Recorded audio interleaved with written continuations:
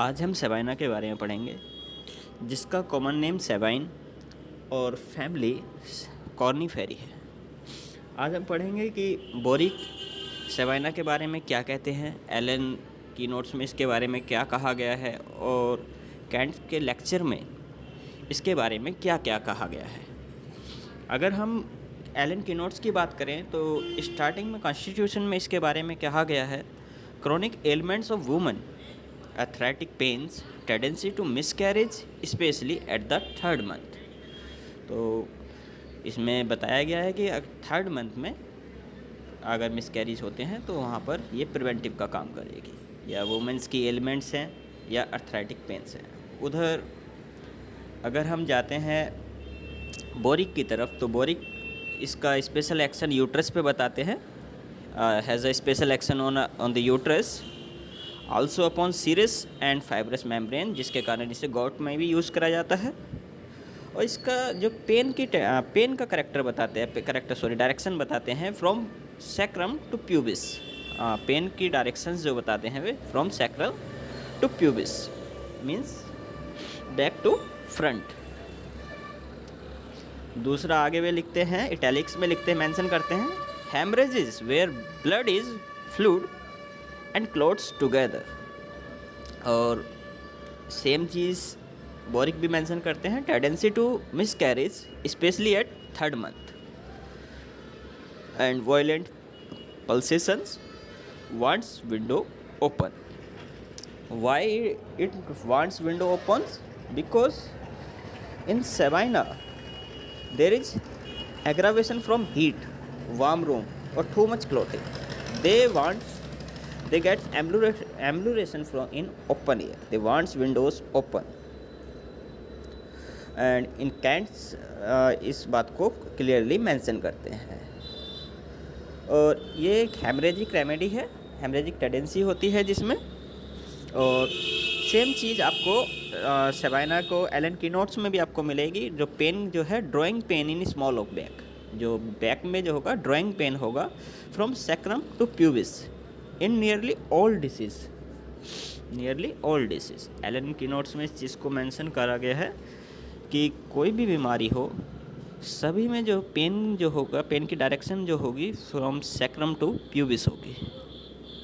And in females part में जब reproductive system पे आप आएंगे तो वहाँ पर वो tendency to miscarriage specially third months में बताया गया है। एलिमेंट्स फ्रॉम अबॉर्शंस बताई गई हैं, जैसे कि हेमरेज फ्रॉम यूट्रस, और जो हेमरेज ऑफ यूट्रस से हेमरेज होगी उसका करेक्टर जो है पार्सली पेल एंड पार्सली क्लोटेड बताया गया है। तो हम मेनली जो कुछ चीज़ों पे हम ध्यान देंगे जहाँ इसका यूज़ करा जाता है, बेटर हाफ में हम यहाँ यूज़ कर सकते हैं। तो पहली चीज़ आती है tendency to miscarriage specially at third month, तो ये हर जगह आपको मिलेगा। दूसरी चीज़ कैंट मेंशन करते हैं, to prevent abortion is the one of the first remedy to be considered. अगर आपको अबॉर्शन को प्रिवेंट करना है तो सेवाइना फर्स्ट उन रेमेडीज में से है जो इसको प्रिवेंट कर सकती है।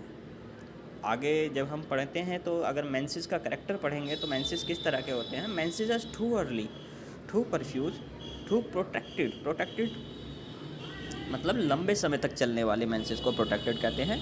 और जो डिस्चार्ज जो होगा, जो ब्लड जो आएगा वो पार्सली फ्लूइड और पार्सली क्लोटेड आएगा, पार्सली फ्लूइड और पार्सली क्लोटेड।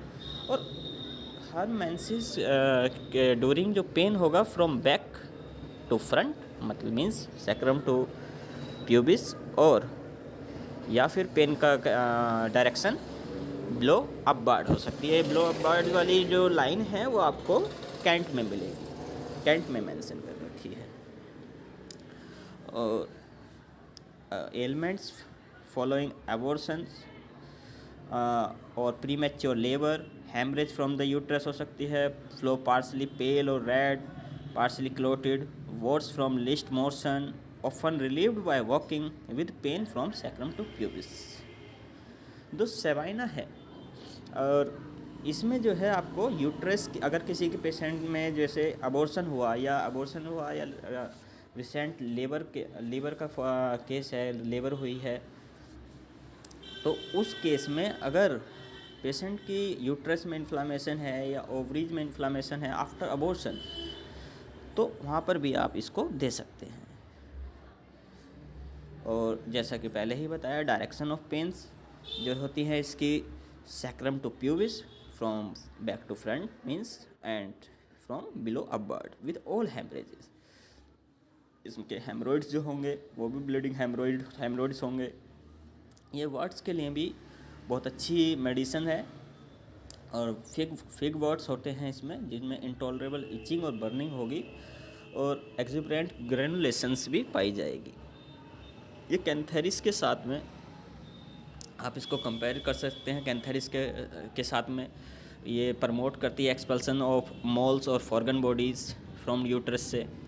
और अगर आपको जो है रिटेन्ड प्लेसेंटा है फ्रॉम एटॉनी ऑफ यूट्रस, तो उस केस में भी आप सेवाइना दे सकते हैं कि ये बहुत अच्छा काम करेगी। कभी कभार क्या होता है कि अबॉर्शन हुआ और उसके बाद में मेंसेस परफ्यूज हो जाते हैं, मेंसेस प्रोटेक्टेड हो जाते हैं, टू अर्ली आने लगते हैं, बहुत जल्दी आने लगते हैं, मेंसेस अपने समय से पहले आने लगते हैं।